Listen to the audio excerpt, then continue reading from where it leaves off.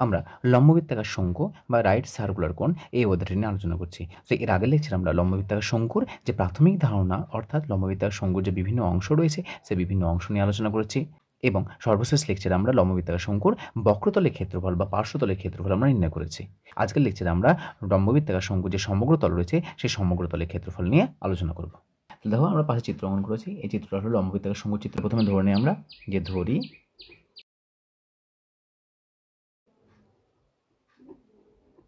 ভূমির ব্যাসার্ধের দৈর্ঘ্য সমান আর একক, এটা হলো আমাদের আর, উচ্চতা সমান এইচ একক, এটা হলো আমাদের উচ্চতা, এবং তির্যক উচ্চতা, এই তির্যক উচ্চতা হলো আমাদের এল একক। তাহলে দেখো সমগ্র তলের ক্ষেত্রফল, সমগ্র তল বলতে যতগুলো তল রয়েছে প্রত্যেকটা তলগুলোকে সমষ্টি করলে যে তল পাবো সেটা হচ্ছে সমগ্র তল। এই যে আমাদের সমতল রয়েছে সেই সমতলের ক্ষেত্রফল একটা হবে। সুতরাং আমরা লিখছি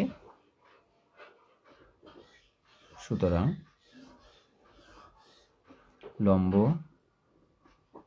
বৃত্তাকার চোঙের সমগ্র তলের একটা হচ্ছে সমতলের ক্ষেত্রফল, বক্রতলের ক্ষেত্রফল। তাহলে এই যে সমতল রয়েছে সেই সমতলটা দেখতে কেমন? সমতলটা হচ্ছে বৃত্ত এবং আমরা জানি বৃত্তের ক্ষেত্রফল। সুতরাং সমতল হচ্ছে আমাদের বৃত্তের ক্ষেত্রফল প্লাস বক্রতল বা পার্শ্বতল। তাহলে বক্রতল কোনটা? আমাদের এই যে বাঁকা অংশ রয়েছে আমাদের সেই বাঁকা অংশের ক্ষেত্রফল আমাদের। তো এটা হচ্ছে আমাদের বক্রতলের ক্ষেত্রফল। তাহলে দেখো সমতল বৃত্তের, আমরা জানি বৃত্তের ব্যাসার্ধ যদি আর একক হয় তাহলে বৃত্তের ক্ষেত্রফল কত হয়? পাই আর স্কোয়ার। প্লাস বক্রতলের ক্ষেত্রফল আমরা জানি, আগের লেকচারে আমরা বক্রতলের ক্ষেত্রফল নিয়ে আলোচনা করছি। বক্রতলের ক্ষেত্রফল হচ্ছে পাই আর এল বর্গ একক। সুতরাং আমরা বৃত্তের ক্ষেত্রফল পাই আর স্কোয়ার এবং বক্রতলের ক্ষেত্রফল, আগের লেকচারে আমরা বক্রতলের ক্ষেত্রফল নিয়ে আলোচনা করেছি এবং আমরা জানি বক্রতলের ক্ষেত্রফল হলো পাই আর এল বর্গ একক। সুতরাং আমরা এখান থেকে পাই আর কমন নিতে পারি। তাহলে পাই আর কমন নিলে আসছে আমাদের আর প্লাস এল বর্গ একক। তাহলে আমাদের যে কোনো লম্ববৃত্তাকার শঙ্কুর যদি ব্যাসার্ধের দৈর্ঘ্য, উচ্চতা এবং তির্যক উচ্চতা মান দেওয়া থাকে তাহলে এই ফর্মুলার সাহায্যে, এই সূত্রের সাহায্যে আমরা যে কোনো লম্ববৃত্তাকার শঙ্কুর সমগ্র তলের ক্ষেত্রফল নির্ণয় করতে পারি। এটা আমাদের লম্ববৃত্তাকার চোঙ না, লম্ববৃত্তাকার শঙ্কু।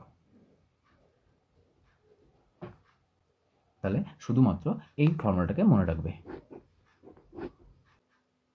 দেখো আমাদের প্রথম প্রশ্ন বলে দিয়েছে যে লম্ববৃত্তাকার শঙ্কুর ভূমির ব্যাসার্ধের দৈর্ঘ্য 5 সেমি এবং তির্যক উচ্চতা 9 সেমি, তাহলে তার সমগ্র তলের ক্ষেত্রফল কত হবে হিসাব করে লিখতে বলেছে। তার প্রদত্ত আমরা লিখে নিয়েছি লম্ববৃত্তাকার শঙ্কুর ভূমির ব্যাসার্ধের দৈর্ঘ্য আর সমান 5 সেমি, তির্যক উচ্চতা এল সমান 9 সেমি। তাহলে অতএব লম্ব বৃত্তাকার শঙ্কুর সমগ্র তলের ক্ষেত্রফল সমান, ফর্মুলা লিখো পাই আর প্লাস এল। মানগুলো বসাও। পায়ের মান 22/7 ইন্টু আর এর মান 5 ইন্টু এল এর মান 9 বর্গ সেমি। তো 22/7 ইন্টু 5 ইন্টু 5 আর 9 14 বর্গ সেমি। কাটাকাটি করো, 7-এর সঙ্গে 14 কাটছে, 7 দুগুণ 14 সমান 22 ইন্টু 5 দুগুণ 10 বর্গ সেমি। তো এটার সঙ্গে গুণ করলে আসছে আমাদের 220 বর্গ সেমি। তাহলে যে লম্ববৃত্তাকার শঙ্কুর ভূমির ব্যাসার্ধের দৈর্ঘ্য আর 5 সেমি, তির্যক উচ্চতা এল সমান 9 সেমি, তাহলে সেই লম্ববৃত্তাকার শঙ্কু সমগ্র তলের ক্ষেত্রফল কত পেলাম আমরা? 220 বর্গ সেমি। শুধুমাত্র যে লম্ববৃত্তাকার শঙ্কুর সমগ্র তলের ক্ষেত্রফলের সূত্র রয়েছে সেই সূত্রে প্রয়োগ করে আমরা তার মান বের করলাম। এইভাবে আমরা যে কোনো লম্ববৃত্তাকার শঙ্কুর যদি তির্যক উচ্চতা এবং ভূমির ব্যাসার্ধের দৈর্ঘ্য দেওয়া থাকে তাহলে আমরা তার সমগ্র তলের ক্ষেত্রফল নির্ণয় করতে পারি।